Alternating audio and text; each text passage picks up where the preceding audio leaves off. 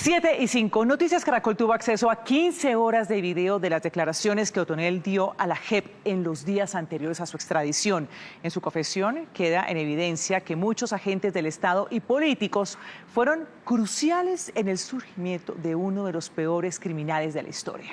En la primera parte de este informe vamos a mostrarles las evidencias que apuntan a que Otoniel se habría convertido en un alto jefe paramilitar gracias a una falsa desmovilización en la que al parecer participaron altos mandos del ejército. Los testimonios involucrarían a generales y coroneles en el montaje que determinó el destino criminal de uno de los capos más violentos y peligrosos del país.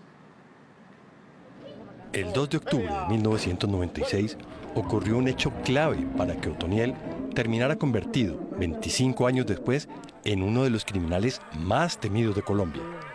Ese día se desmovilizó de la guerrilla del EPL. Yo a la Autodefensas Unidas de Colombia ingresé en el 96.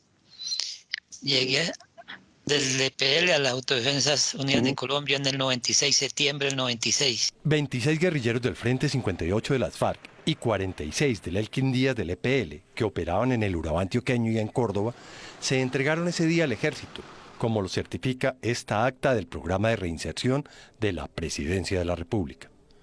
Entre ellos, en el renglón 7, aparecía Otoniel. Otras decenas más se entregaron en los meses posteriores, como alias Giovanni, el hermano del capo.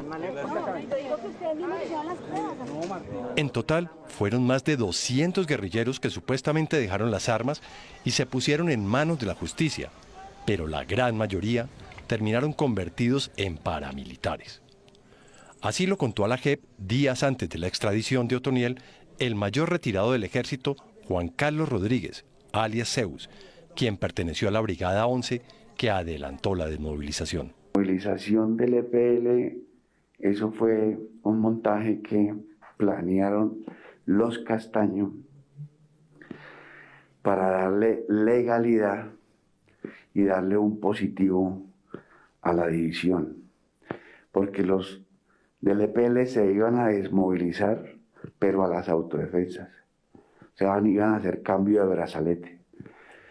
Pero llegaron a unos arreglos de tanta crítica que se estaba viviendo en la época de que no atacaban a los grupos nacientes de autodefensas, le dieron ese positivo a mi general Iván Ramírez. Rodríguez, o alias Zeus, fue aliado de Otoniel años después en los Llanos Orientales, donde él, como capitán del ejército, y Otoniel, como jefe paramilitar, coordinaron operaciones y patrullaron juntos. Pues conmigo andaban 120 muchachos de autodefensa y andaba una compañía del ejército que andaba al mando del capitán Rodríguez. En esas correrías criminales, dijo Zeus a la JEP, Otoniel le contó sobre la farsa de esa desmovilización. Aseguró que el general Iván Ramírez, entonces comandante de la Primera División, organizó la mentira con los paramilitares. Hubo unas reuniones previas a esta desmovilización y Carlos Castaño dijo que había un grupo que se le iba a unir a las autodefensas. Y mi general Ramírez le dijo, vamos a hacerlos por este lado, los desmovilizamos, hacemos pantalla, sacamos pecho y luego se los devuelvo a ustedes.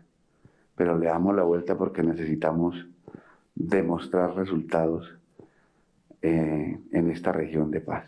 El compareciente ante la JEP aseguró también que el entonces coronel Leonardo Barrera, quien ascendió a general y fue comandante de las fuerzas militares, y el mayor René Sanabria también participaron del montaje. René Sanabria era el 2 de la brigada, con mi coronel Leonardo Barrero Gordillo, fueron los dos oficiales encargados de esa desmovilización del EPL. Y posteriormente esa gente fue enviada a las Convivir y luego dieron otro paso a las autodefensas, pasaron a las autodefensas. Pero tiene mucho que ver mi coronel Barrero y René Sanabria.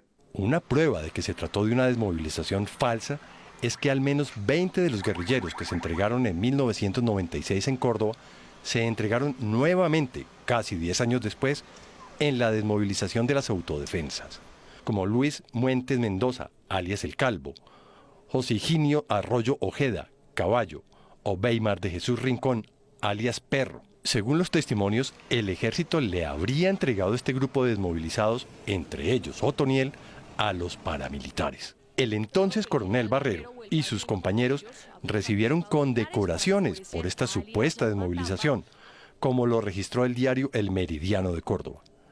El comandante del ejército, general Harold Bedoya, destacó la operación y aseguró sobre los supuestos desmovilizados que ellos hoy le han dicho un no rotundo al crimen que cometían contra la sociedad entera.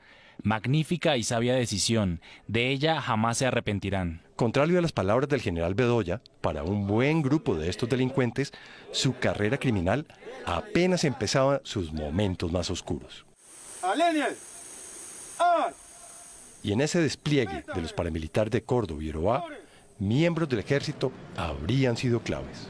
El abogado del general Iván Ramírez le dijo a Noticias Caracol que el oficial prefería no referirse a ese tema.